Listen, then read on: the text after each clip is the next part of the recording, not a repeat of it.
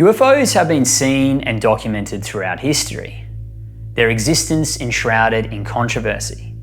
In the 1950s, Ivan Southall was a World War II British bomber pilot who visited a weapons testing range in Australia called Woomera. On his visit, he wrote that these so-called flying saucers either exist or do not exist. There cannot be a halfway house. Woomera is perhaps better fitted than any other place on Earth to observe and track these mysterious manifestations. This is because Woomera was set up with equipment to track military projectiles from rocket tests. It boasted low ambient light, low electromagnetic interference, and plenty of cloud-free days. If anywhere was going to capture proof of UFOs, it was Woomera. And sure enough, Woomera did. But the problem wasn't the proof, it was explaining what it meant.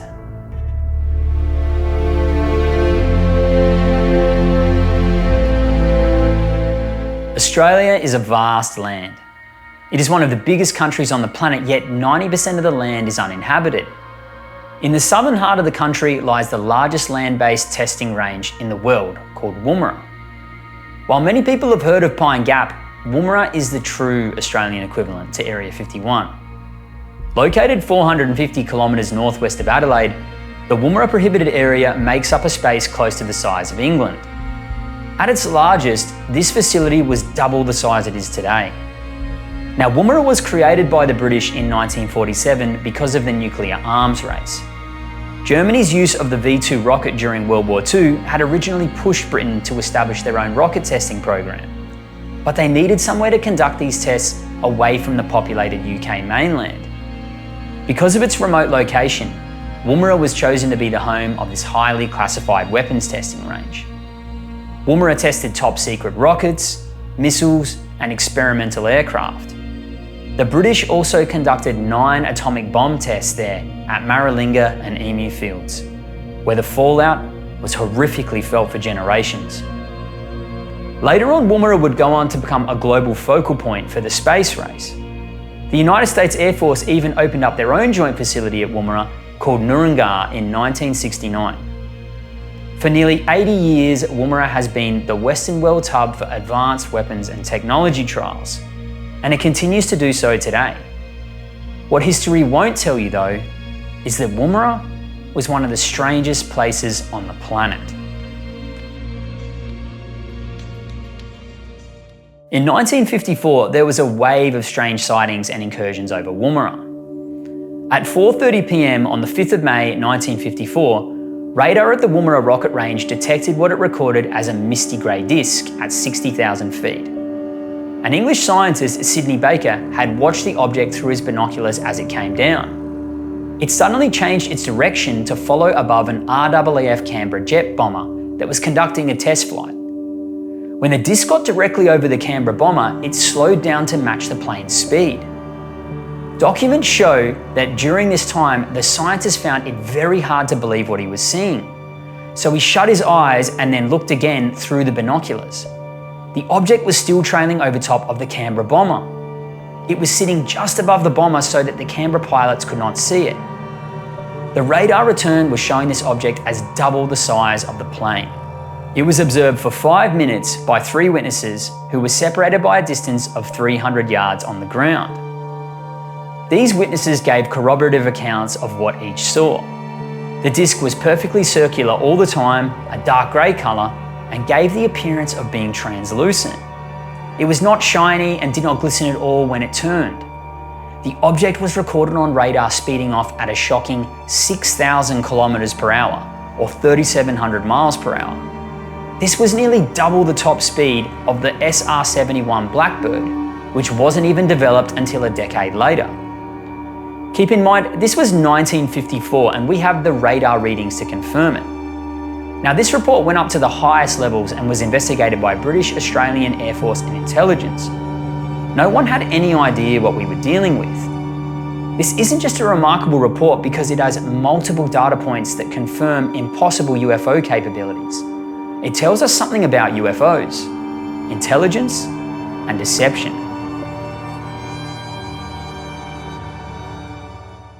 Whatever the UFO was doing, it was interacting with the bomber intelligently. It appears as if it followed on top of the plane for a reason, deliberately staying out of sight of the Canberra pilot's view, not to alert them. But why? There is enough data collected since the 1940s that seems to indicate UFOs wish to remain covert and hide their true motives.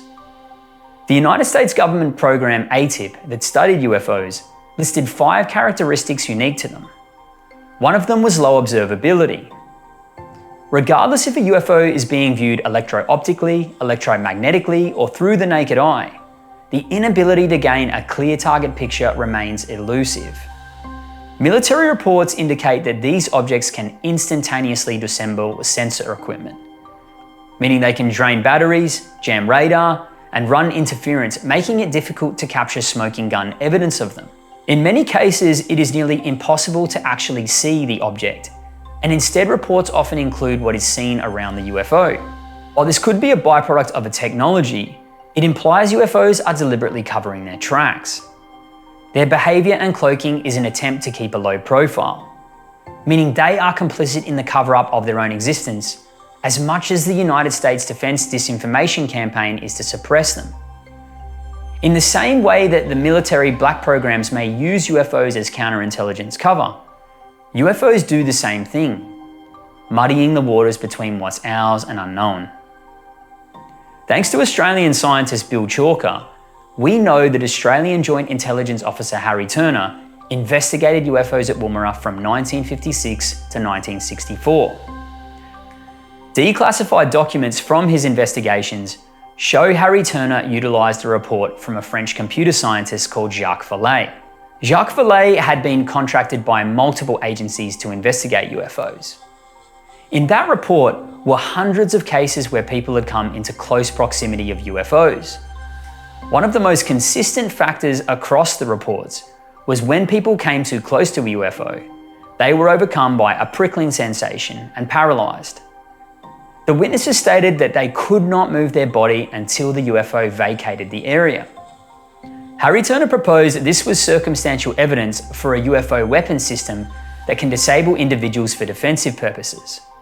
This was a real Australian military intelligence report by Harry Turner. Another reported effect of people in close proximity to UFOs was an induced state of fear. Also known as high strangeness, it's well documented that as people approach a UFO, the stronger the physiological reaction becomes to flee or lose control. While people will say this would be completely natural, all the witnesses state that each step back from the UFO reduced anxiety, and each step forward increased the intensity of the fear response. Jay Stratton from the ATIP UFO program has claimed to have felt this, and I've personally spoken to people here in Australia who have experienced the same thing. It's almost as if something was directing a weapon or energy field that produces a physiological response to stay away.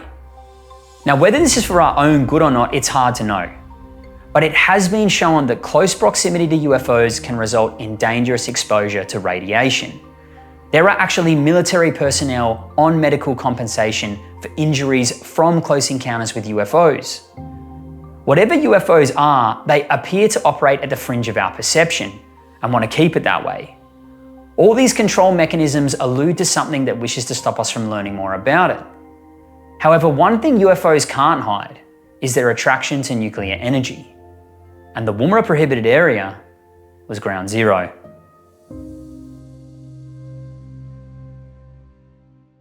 The Woomera Prohibited area was home to 9 atomic bomb tests at Maralinga and Emu Fields. After World War II, the United States had refused to share nuclear information with Britain. This was because Klaus Fuchs, a British-German scientist working on the Manhattan Project, had been caught giving atomic secrets to the Russians. Against American wishes, Britain used atomic information from Klaus Fuchs at the Woomera Prohibited area to perform nuclear research. Captured Nazi scientists were even secretly sent by the British to Woomera under Operation Matchbox to work on these projects. Everyone a part of this program was operating under strict atomic secrecy.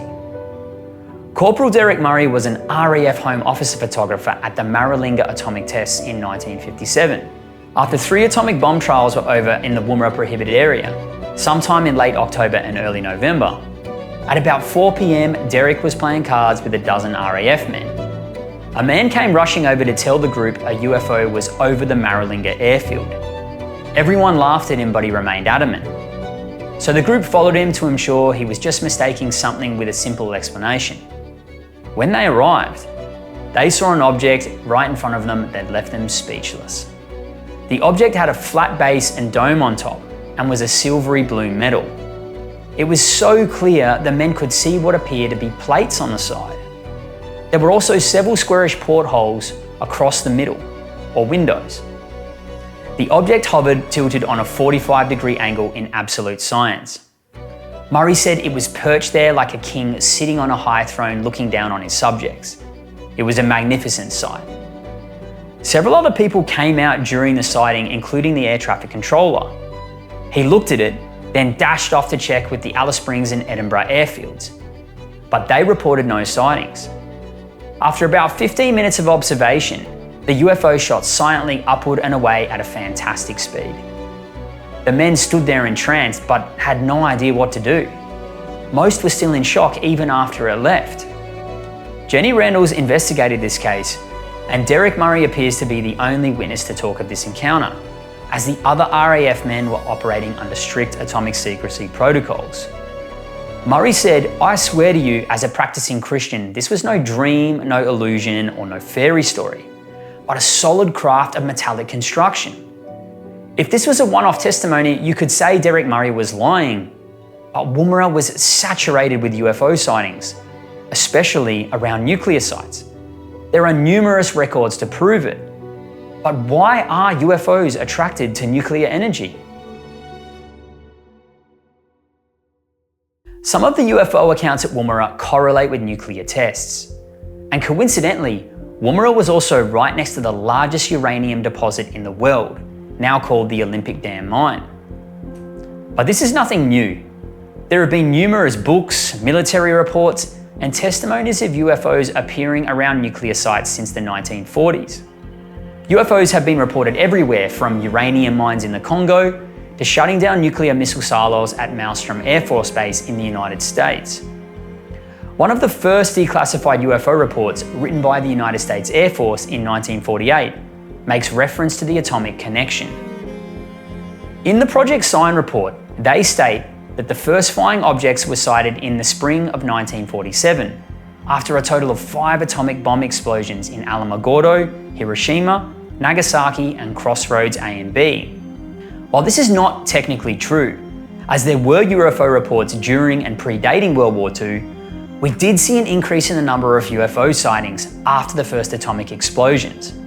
In fact, Port Augusta in South Australia, which is just below Woomera, less than 200 kilometres away, experienced a wave of UFO sightings in February 1947. Thanks to researcher Keith Basterfield, we know numerous witnesses saw 5 egg-shaped objects coming out of the ocean and flying in formation overhead at incredible speeds.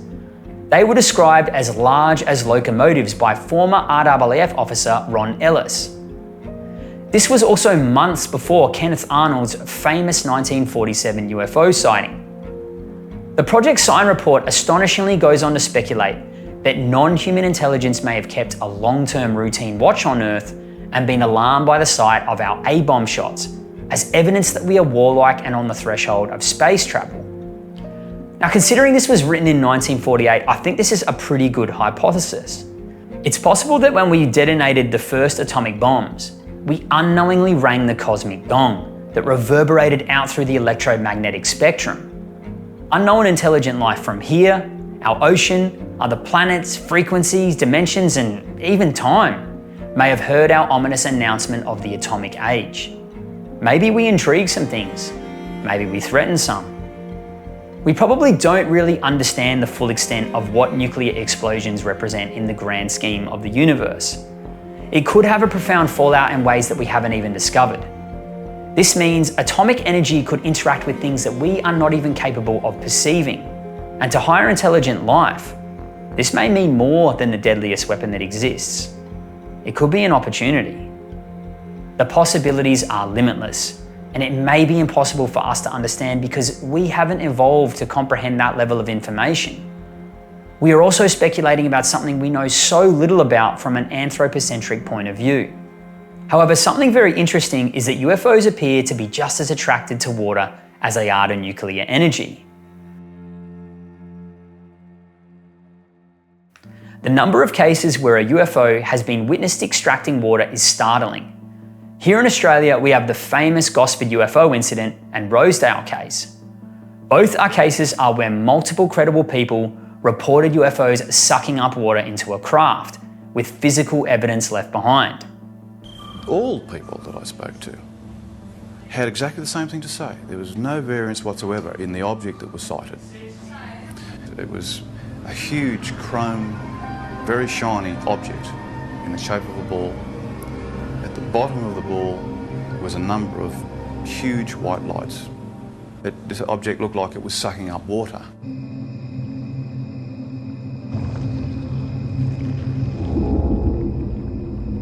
Some calls were quite frightful in the voice. You could actually hear the fear, and in the background especially, the fear of people and of course animals and things at the time that were experiencing this phenomenon. These cases support a remote Aboriginal region north of Woomera, where a high number of UFO sightings have been reported since the 1950s. An anthropologist by the name of Eric Saithri visited a Warlpiri community in this area to study it. He interviewed 14 witnesses who claimed to have personally seen a UFO. 6 of the 14 Aboriginal witnesses claimed that immediately after the sighting, the water level in a neighbouring creek or rockhole was lowered. All 6 individuals stated that the UFO was responsible for the loss of water, and that they believed the UFO's objective was to collect water. Now, all of the witnesses uniformly depicted UFOs as large, disc-shaped, brightly lit objects that flew through the sky. The Warlpiri residents maintained that UFOs frequented areas in which water sources were more prevalent. While the anthropologist didn't know this, as he wasn't studying the community because of UFOs, this does align with data about UFOs and water. Hal Puthoff, an American intelligence physicist who has been a part of numerous UFO programs, has proposed that perhaps UFOs were mining water for a yet-to-be-identified propulsion system. What this all means, it's hard to know. What we do know is that nuclear activity at Woomera was related to rocket development for space exploration. The two were interlinked and represented the forefront of our technological innovation. While many UFO sightings at Woomera related to nuclear sites, we may be missing the bigger picture. UFOs might actually be attracted to the frontiers of our scientific evolution. And that's what Woomera really was. My grandfather, Tom Dalton-Morgan, ran Woomera for 27 years during the period of 1955 to 1982. If you haven't seen my first video about him, I encourage you to watch it. He played a crucial role in World War II, the Cold War, and early UFO investigations with the United States Air Force. In 1959, Tom was the principal officer in charge of range operations at Woomera, the most senior position on the rocket launch site. One night in 1959, he was in the control room setting up for the countdown to launch of a Black Knight rocket. The Black Knight was an upper atmosphere re-entry vehicle and Britain's first launch project. A call suddenly came over the intercom for Tom from Percy Hawkins, the recovery officer. Percy was 100 miles downrange where the Black Knight was expected to impact on re-entry. Percy reported a very bright light heading at high speed towards the range head. Tom stepped out onto the balcony of the test control building, followed by Alan Mole and others. Sure enough, they soon picked up a very bright light heading at high speed towards the range head.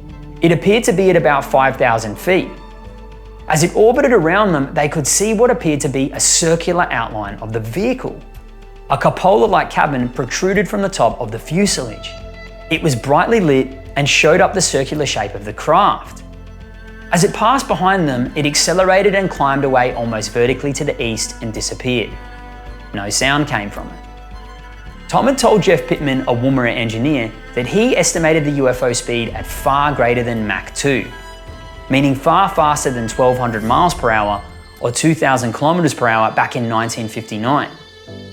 The apparent circular shape of the vehicle, its speed, rate, and angle of climb were beyond that of any known aircraft of the time. The rangehead radar failed to pick it up. Tom reported the incident immediately to RAAF HQ and to the Defence Research Establishments. It was seen by the recovery team downrange and by at least 6 at the range head. Tom stated that it was one of the 3% of such sightings that could not be easily explained away. But why was the UFO interested in the Black Knight rocket?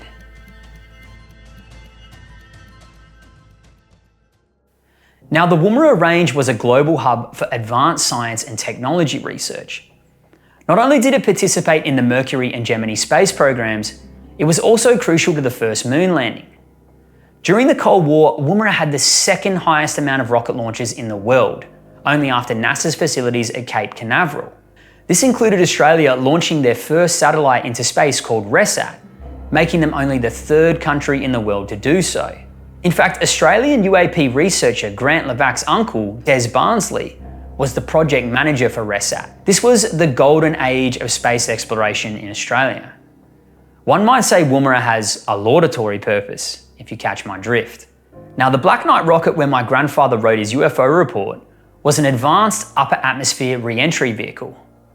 Intriguingly, another Woomera engineer from the Black Knight rocket stated, "A point of interest is that UFO sighting frequency rose dramatically whenever high altitude trials were in preparation and readiness." This is fascinating.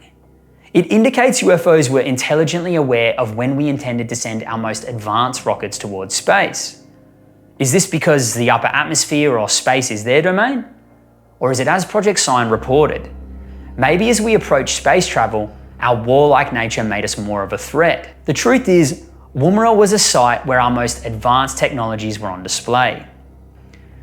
To a higher intelligence, this would be a signature of our development, which might explain why UFOs are so frequently reported around sensitive military facilities. This is where they would examine our cutting-edge innovation and evolutionary progress, maybe even test it. In the words of Australian scientist Bill Chalker, somebody's big science was checking out our big science down at Woomera Way, something seemingly beyond our abilities. Thanks to some fantastic work by Jeff Cruikshank, a former Australian intelligence officer, he pointed out something very interesting to me. The United States was interested in technology from Woomera's Black Knight and Blue Streak rockets for their Atlas missile. This was a technology share between Britain, Australia, and the United States. What's so shocking about this is that Bob Jacobs, a former United States Air Force lieutenant, claims he filmed a UFO interfering with an Atlas missile test at Big Sur. This was in September 1964. The footage allegedly shows a dish-shaped object approaching the Atlas missile and circling around it at high speed, estimated at 8,000 to 14,000 miles per hour. The UFO then fired beams of light at the missile, causing it to malfunction and tumble into the Pacific Ocean. Now, Major Mansman, who was the ranking officer, has confirmed in a letter that he has seen this footage multiple times, and what Bob Jacobs is saying is true, but the video is highly classified. Now, we know the Black Knight rocket at Woomera may have attracted UFOs because my grandfather wrote a report about his incident, as did the Atlas missile at Big Sur allegedly. They also both shared similar technology. But what about the Blue Streak rocket at Woomera? Well, here is where things get downright bizarre. On the 23rd of May 1964, Jim Templeton, a firefighter from Cumbria in the UK, took his family to the Burge Marsh near the Solway Firth in England. There he photographed his 5-year-old daughter, Elizabeth, posing in a field. When the film was later developed, one photo revealed an unexpected figure standing behind her. It was a person in what appeared to be a skin-tight white spacesuit with a distorted helmet.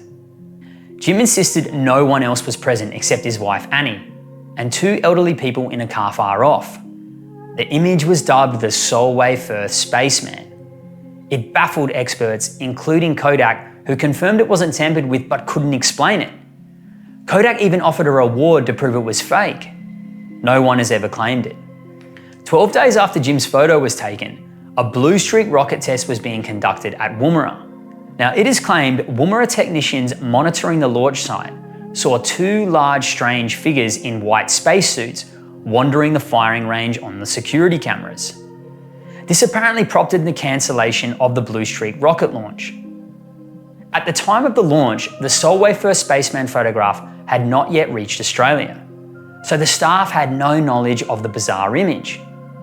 Days later, these technicians allegedly saw Jim's spaceman photograph in an Australian newspaper after the story had made its way around the world headlines. They claimed the figures they observed at Woomera looked strikingly similar to the Solway Firth Spaceman. The men that was at the station where they were firing first Blue Streak rocket, they saw on the monitors somebody in the firing area. And of course the countdown was stopped.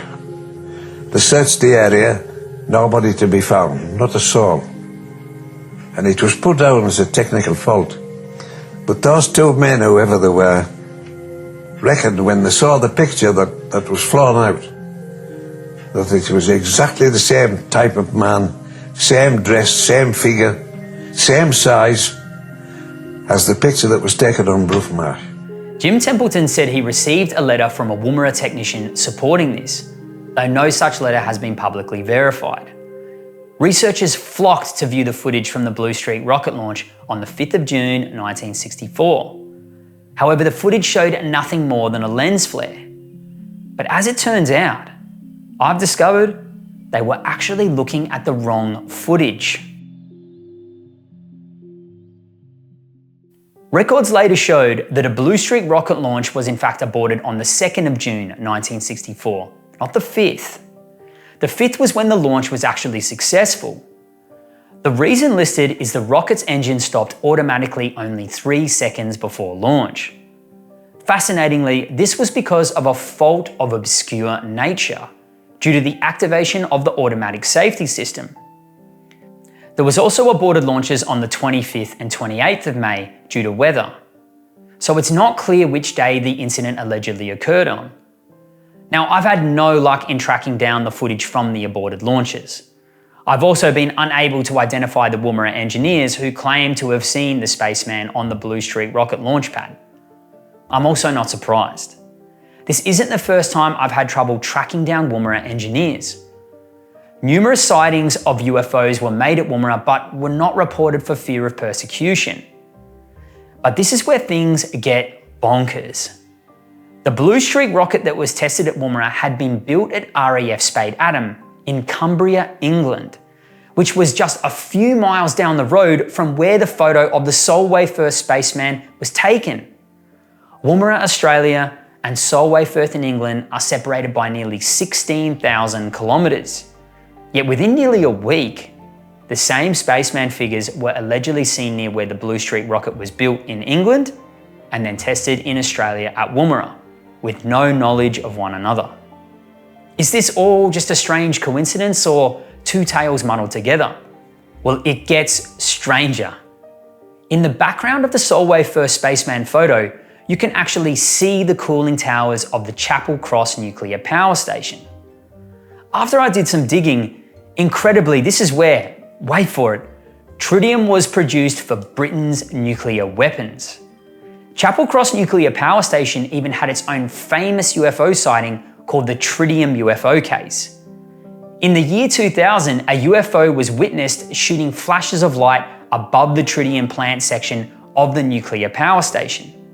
This was seen and reported by credible RAF electronics officer Jamie Grant. Now, there is another photo that shows Jim's wife Annie picking flowers with their daughter. This has led people to believe the spaceman is actually his wife, Annie. And somehow Jim took a photo of her without knowing it, and it came out distorted. Now, this would make total sense. And while this is probably the most logical explanation, UFOs defy logic. A part of me can't help but think the person in the photo looks like a solidly built man with his back turned, not his petite wife Annie. But who knows? This is why it's so interesting. The Solway Firth Spaceman remains one of Britain's most famous unexplained photographs. Jim Templeton, who passed away in 2011, never wavered from his account. It has been debated for over 60 years and will continue to do so. what can't be debated is the high strangeness connected to the rockets. Not even 12 weeks after the Blue Streak rocket spaceman saga, the Atlas missile UFO incident at Big Sur occurred. This means the Blue Streak, Black Knight, and Atlas missile not only all shared similar technology, but each had a UFO testimony tied to them.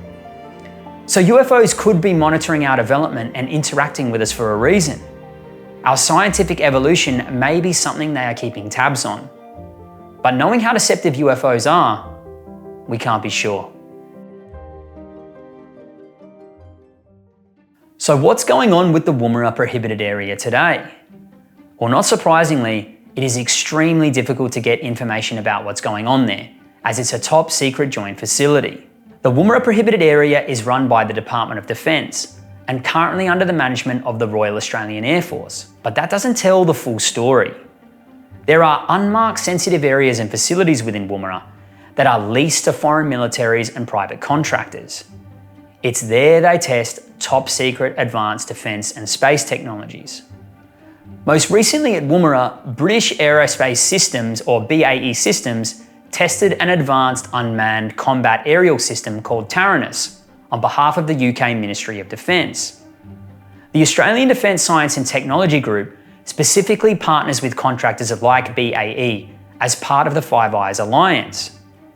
If you look at the Defence Science and Technology Group's partners, it's all the usual suspects: Boeing, Lockheed Martin, Raytheon, and Northrop Grumman.